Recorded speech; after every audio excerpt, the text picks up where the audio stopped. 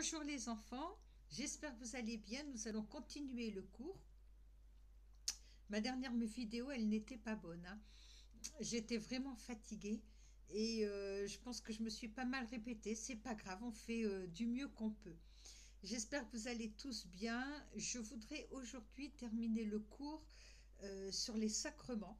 Et à partir de la prochaine vidéo, nous ferons le sacrement de la confirmation, qui est un sacrement qui est moins connu que les autres et qui gagne énormément à être connu. Et puis c'est très bien puisque Jean, tu prépares ta confirmation, donc on va faire un bon petit cours là sur les 2 prochaines vidéos, ou peut-être 3, qui concernent la confirmation. Alors, aujourd'hui, pour terminer le cours, je voudrais vous parler de la position des protestants. Elle est très intéressante parce que ça a posé beaucoup de questions et de discussions théologiques au sein de l'Église pour se positionner par rapport à ces questions que soulevaient les protestants. Alors vous voyez, pour les protestants, euh, à part 2, je crois, sacrements, peut-être 3, qui ont vraiment une validité pour eux, qui existent, les autres n'ont strictement aucune validité, aucune importance. Alors nous allons voir pourquoi. Mais d'abord, je voudrais voir un petit peu qu'est-ce que les protestants n'aiment pas ou refusent dans les sacrements que nous, catholiques, chrétiens, nous gardons précieusement comme un trésor. Alors, le premier sacrement qu'ils rejettent en disant que ça ne sert absolument à rien, c'est l'Eucharistie. Pour eux, l'Eucharistie, c'est juste un bout de pain qui est béni, mais enfin, on le fait en souvenir de ce repas, vous savez, la scène où le Christ a partagé le pain avec les apôtres. Mais enfin, les protestants disent très clairement, ça ne sert strictement à rien, et nous, on ne croit pas du tout dans cette espèce de folie que le Christ vient dans ce bout de pain.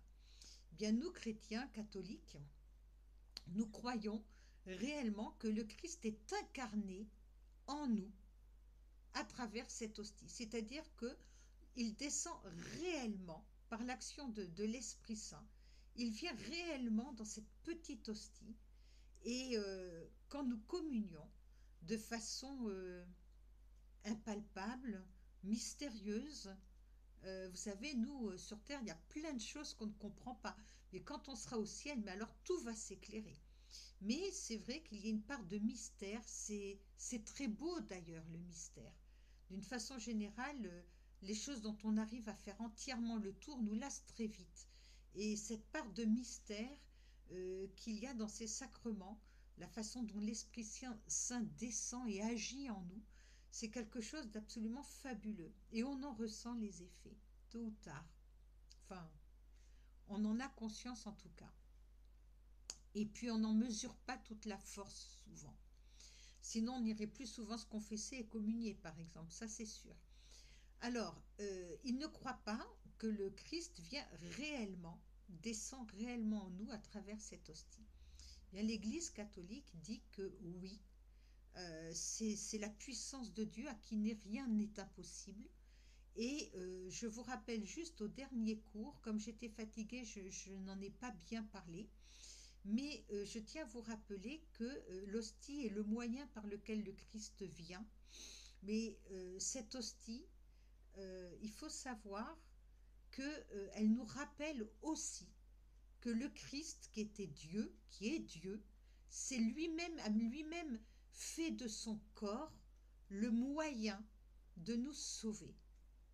Et ça, c'est quelque chose d'incroyable parce qu'il a été physiquement crucifié, flagellé, torturé. Hein, il a été torturé, le Christ, et il est mort de toutes ses souffrances. Et ça, c'est quand même quelque chose d'inimaginable que de réaliser qu'un Dieu s'est incarné dans le corps d'un petit bébé grâce à la Vierge Marie, grâce au oui de la Sainte Vierge, qu'il a grandi, que ce Dieu avait un corps, était à la fois un homme et un Dieu, et qu'il a fait ça pour épouser, encore, pour être encore au plus près de l'homme et vivre tout ce que l'homme pouvait vivre parce que Dieu, le Christ, n'avait pas de corps. Le Christ existait avant de venir sur terre. Il était Dieu, vous savez, ce Dieu trinitaire, Père, un seul Dieu en trois personnes, le Père, le Fils et l'Esprit Saint. Le Christ préexistait, si je puis dire, à son corps, mais il s'est incarné. Il nous a offert son corps. Il a fait le sacrifice de son corps. C'est-à-dire que ce Dieu, par son corps, est devenu le moyen d'entrer encore plus en étroite communion avec nous. Alors, ah oui, l'Eucharistie, ça c'est sûr qu'après ça, nous, on croit en la présence réelle du Christ dans l'hostie. Ça, c'est certain. Alors, les protestants, il y a encore d'autres choses dans lesquelles ils ne croient pas. Par exemple, ils ne croient pas à la communion des saints. Vous savez, dans le credo, on affirme des choses très très fortes qui sont le dogme de notre foi et nous disons, je crois en la communion des saints. Qu'est-ce que ça veut dire? Ah, j'ai Daniel qui rentre dans la pièce. Ça veut dire tout simplement que nous croyons qu'il y a entre le ciel et la terre un échange, une communication. Et nous pensons et nous croyons fermement que les saints prient pour nous. Et nous aussi, nous les prions. Et bien les protestants, ils disent ah, non, non, non, non, ça n'existe pas. Ah zut, je vais faire pause parce qu'on m'appelle. Zut, zut. C'est bon? Bon, je reprends, j'espère que je ne vais plus être coupée. Donc je vous disais, les protestants, ils disent mais non, pas du tout. Les saints, une fois qu'on meurt et qu'on est au ciel, eh bien les saints, ils sont en adoration devant Dieu et ils l'admirent. C'est tout. Ben nous, on ne pense pas ça du tout. En gros, les protestants, ils imaginent les saints comme des personnes au ciel qui sont en train de se tourner les pouces. Et ils doivent un peu s'embêter quand même. Hein. Encore que adorer Dieu et le contempler, ça suffit à l'éternité. Mais quand même, nous, on ne pense pas du tout ça. Et vous allez voir comme la position de l'Église catholique est mais 1000 fois plus riche, 1000 fois plus chouette que celle des protestants. Parce que nous, on pense qu'on est une famille. Et une famille, ça fait quoi? Une famille, ça communique. Une famille, ça se parle. Une famille, ça s'aime. Et puis enfin, une famille, ça s'aide. Alors nous pensons que les saints du ciel, et puis d'ailleurs ils l'ont prouvé à travers des témoignages qu'on a quand la petite Thérèse dit « Je passerai, Thérèse de l'Enfant Jésus », qui dit « Je passerai mon ciel à faire du bien sur la terre ». Et c'est une sainte quand même. Qu'est-ce qu'elle dit en disant ça? Eh bien, elle nous explique justement le contraire, c'est-à-dire qu'au ciel, elle ne va pas se tourner les pouces. Et c'est qu'elle va tout faire quand elle sera au ciel pour nous aider, à nous qui sommes restés sur terre, qui sommes encore en train de ramer péniblement pour essayer de devenir meilleurs. Donc vous voyez bien que nous avons une vision, nous les catholiques, une vision complètement différente, mais qui est beaucoup plus riche, parce qu'effectivement, nous savons et nous pensons, et puis le Christ est apparu à beaucoup de saintes et de saints, et l'a prouvé en leur disant il faut faire ci, il faut faire ça, et nous pensons vraiment que au ciel, les saints nous aident. C'est-à-dire que là-haut, eh ben, le bon Dieu, il leur donne des missions. Et il leur dit, il faut que tu fasses ci, il faut que tu fasses ça.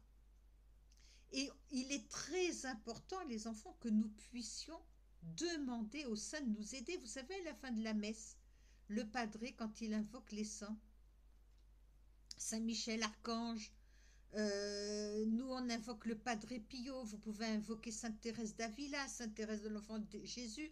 Moi ce sont des saints, j'ai une prédilection pour eux. Mais vous pouvez invoquer vos saints patrons. Mais vous savez, il y a un prêtre qui disait, j'ai lu ça sur internet l'autre jour, et je me disais c'est vrai.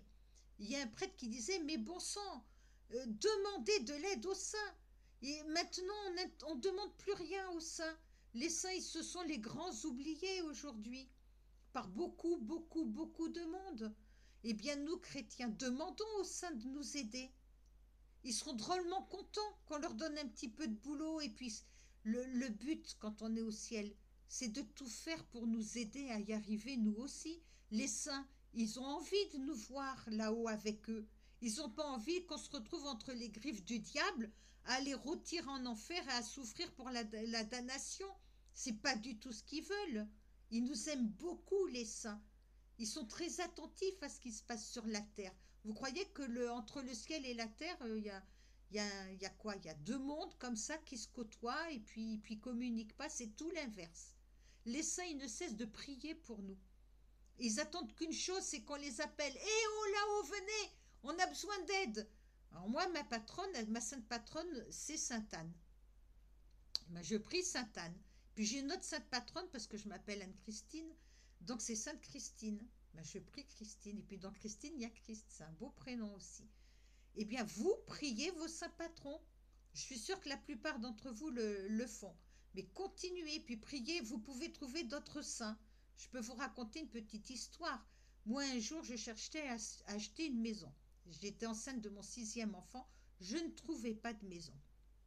C'était cher. Et avec mon mari, on n'avait pas beaucoup d'argent. Et on cherchait, on ne trouvait pas. Et puis je me suis dit, bah tiens, je vais faire une neuvaine à une sainte ou un saint. Et puis j'ai cherché dans le calendrier, et puis je dis, ouh là là, celle-là, elle a un nom impossible, Sainte Radegonde. Je trouvais que c'était très laid. Yara, Radegonde, Ragondin, pardon, Sainte Radegonde. Et je me disais, oh, celle-là, elle a un prénom impossible, et puis personne ne la connaît.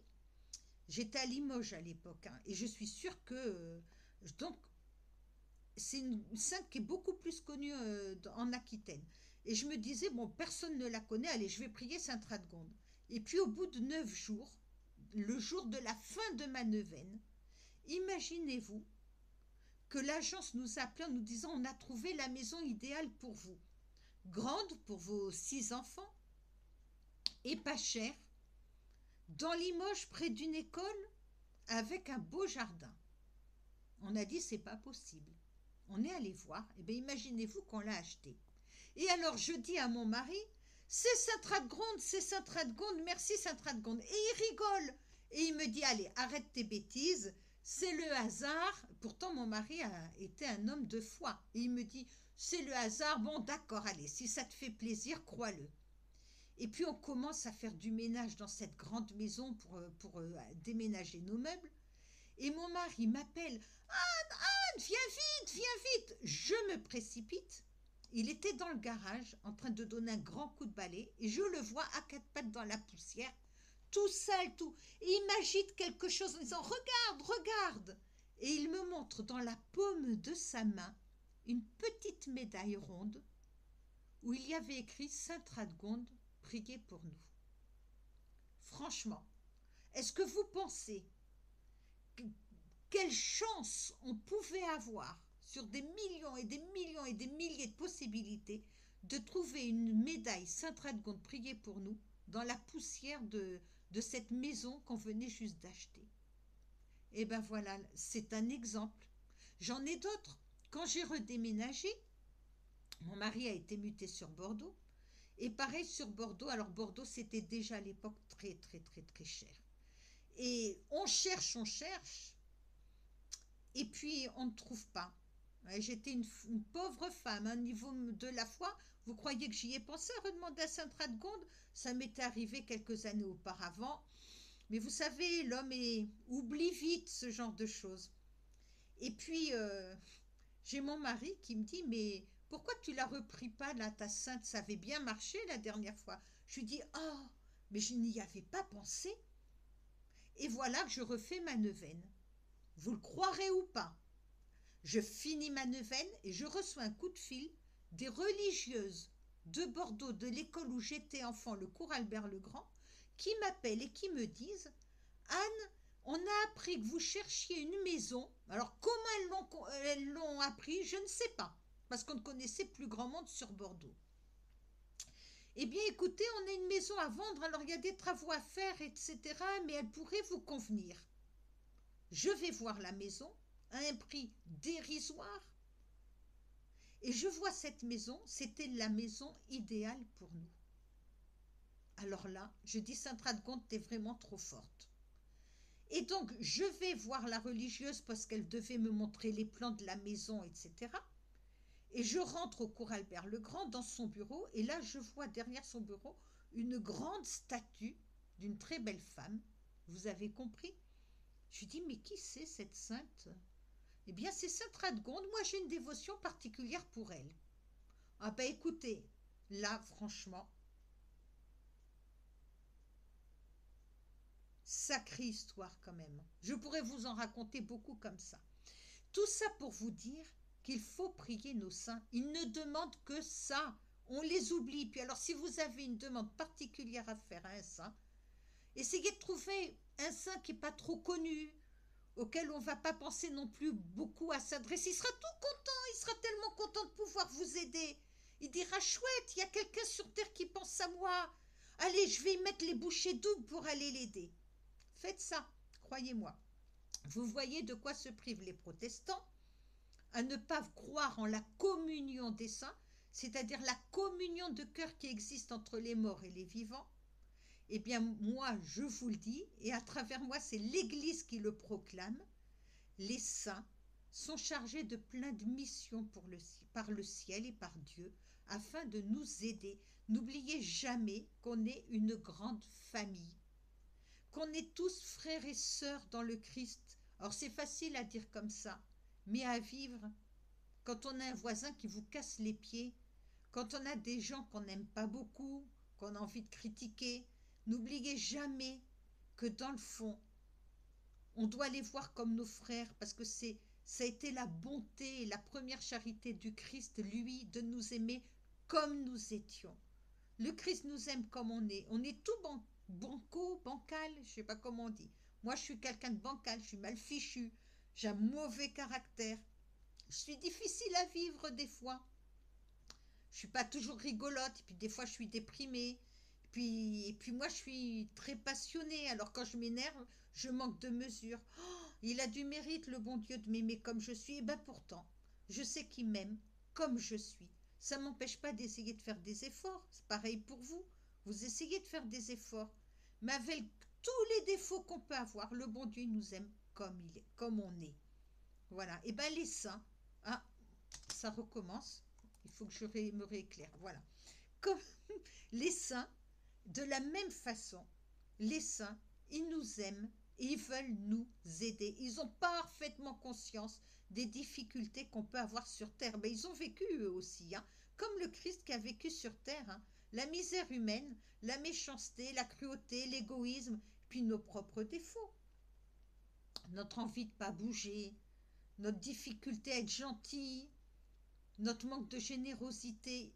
Ils connaissent tout ça. Eh bien, ils veulent nous aider à avancer dans notre vie de foi. Prions les saints. Ils seront heureux. Vous allez faire des heureux au ciel si vous priez des saints. N'hésitez pas. Mais vous voyez, les protestants, ils ne prient pas les saints. Ils pensent qu'ils se tournent les pouces en haut et qu'ils n'ont pas de mission que le bon Dieu leur donne pour nous aider sur terre. N'oubliez pas la petite Thérèse. Je passerai mon ciel à faire du bien sur la terre. Sacrée mission qu'elle s'est donnée là. Et bien pourtant, elle est là et elle agit, croyez-moi. Alors, autre chose dans lequel les protestants ne croient pas, c'est l'indissolubilité du mariage. C'est-à-dire qu'ils pensent que quand on ne s'entend plus, quand on ne s'aime plus, eh ben on peut divorcer. Eh bien, nous pensons, vous savez que le mariage est un sacrement. Eh bien, l'Église pense tout le contraire. Et pourquoi? Parce que quand un homme et une femme se marient, le couple qu'ils forment, ils vont se marier à l'église, ils font une promesse devant Dieu, ils s'engagent à rester unis et à rester fidèles, quoi qu'il se passe, pour le meilleur et pour le pire. Pourquoi ça? Pourquoi est-ce que l'église dit qu'il ne faut pas divorcer? Elle le dit tout simplement parce que l'amour que Dieu a pour nous, c'est comme si le couple qui se marie était dépositaire de cet amour. Je veux dire par là qu'il est à l'image de cet amour que Dieu a pour nous. Et l'amour de Dieu pour nous, il est comment? Il est absolu. Je crois qu'il nous en a donné assez de preuves. Il est allé jusqu'à la mort. Vous connaissez, vous, beaucoup de gens qui iraient jusqu'à mourir par amour? Moi, j'en connais pas beaucoup, hein. On veut bien aider, on veut bien être sympa, mais donner sa vie par amour, je ne sais pas si on est tant que ça prêt à le faire. Eh bien, voyez, l'amour de Dieu, il est exclusif, il est entier, absolu, quand il dit « Il n'y a pas un cheveu de ta tête qui ne tombe sans que je le sache ». Vous vous rendez compte? Il a l'amour d'une mère pour l'humanité, Dieu. C'est-à-dire on croit que c'est un Dieu lointain, là, qui trône sur ses nuages. Pas du tout. Il est il est tout le temps là, à côté de nous. Il est soucieux de nous, jusqu'au moindre cheveu qui tombe de notre tête. C'est même pas une image. Je ne crois pas, moi, que ça soit une image. Je crois que Dieu est au courant voit tout ce qui peut nous arriver dans les moindres détails. Et chacune de nos petites peines, eh bien, il est triste et il est à côté de nous. Il compatit à notre peine. Eh bien, le mariage, il doit être à l'image de cet amour que Dieu a pour nous. Entier, absolu, exclusif, fidèle. L'amour de Dieu est fidèle. Nous, on est très infidèles à Dieu, hein. C'est pour ça qu'il y a la confession. Mais Dieu, lui, il est fidèle. Il a fait une alliance.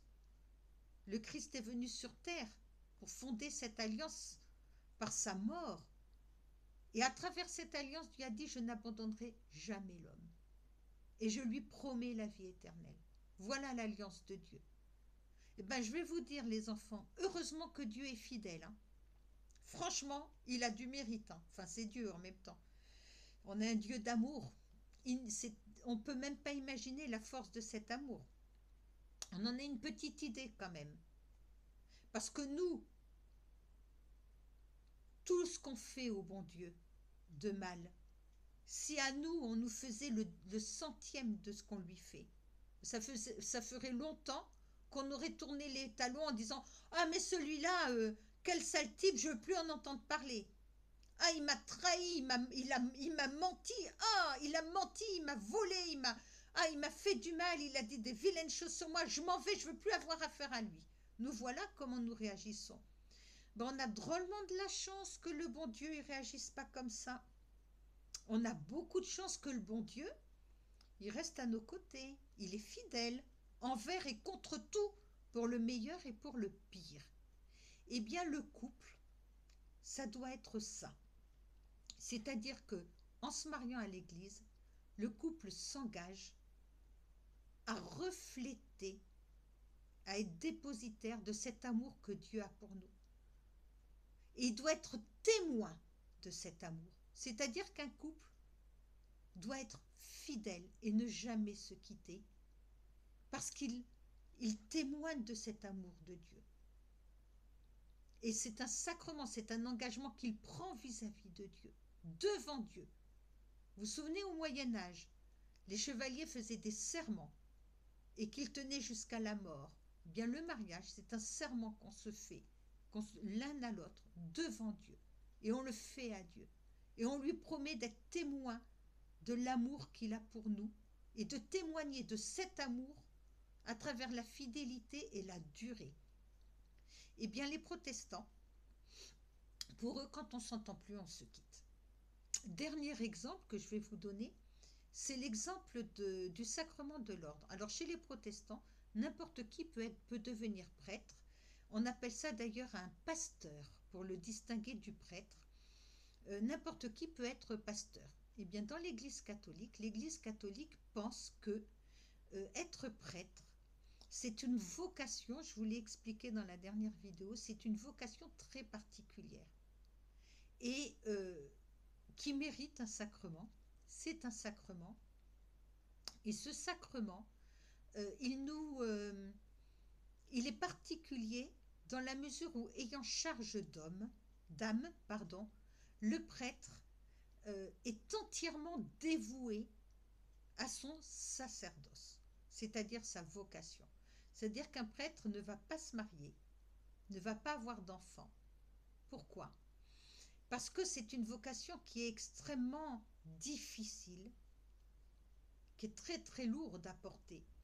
Et vous imaginez bien, c'est une question de logique, vous imaginez bien qu'un prêtre qui se marie, il va avoir des enfants, eh bien, il va avoir l'esprit très préoccupé. Il va falloir qu'il nourrisse sa famille, il va falloir qu'il s'occupe de ses enfants. Vous savez ce que c'est que quand on a des enfants, vous-même vous êtes enfant, vous voyez que vos parents passent beaucoup, beaucoup de temps à s'occuper de vous. Eh bien, si un prêtre est pris par une vie de famille, puis il va avoir une femme, il va rentrer le soir, elle va râler, ah, t'as encore fait un enterrement, oh, mais t'as encore fait cette messe, et moi je t'ai pas vu, etc. C'est pas possible de bien faire son travail dans ces conditions. Donc, le sacrement de l'ordre, c'est un sacrement dans l'Église qui est réservé aux célibataires. C'est-à-dire que le prêtre, il renonce à la paternité, il renonce au mariage, à l'amour humain. C'est pour ça que vraiment, c'est un sacrement qui est tellement difficile, qui est tellement beau. Il y a une noblesse dans le sacrement de l'ordre, qui est quelque chose d'exceptionnel dans l'ordre du sacrifice et du don de soi. Nos prêtres et nos religieuses, ils ont fait un don radical d'eux-mêmes, c'est-à-dire qu'ils vont se priver de l'amour d'un conjoint, ils vont se priver d'avoir des enfants. Vous verrez quand vous grandirez le bonheur que c'est d'avoir des enfants. Je vous le souhaite. Eh bien, ils sont privés de ça. Ils l'offrent. Et comme je vous disais dans ma dernière vidéo, ils deviennent époux ou épouses du Christ, c'est-à-dire qu'ils l'épousent, ils communiquent totalement avec lui, ils font le don total d'eux-mêmes pour être en communion avec le Christ, pour mieux travailler, pour mieux mener toutes les âmes qui leur sont confiées dans leur paroisse. Et puis ils ont une paternité spirituelle. Alors les protestants, tout ça, ils le rejettent. Alors, je vais peut-être terminer là parce que la vidéo, oui, elle est un petit peu longue. C'est juste pour pouvoir mieux les télécharger parce que j'ai eu de gros soucis pour télécharger mes 2 dernières vidéos. Donc je fais une pause et je vous reprends tout de suite.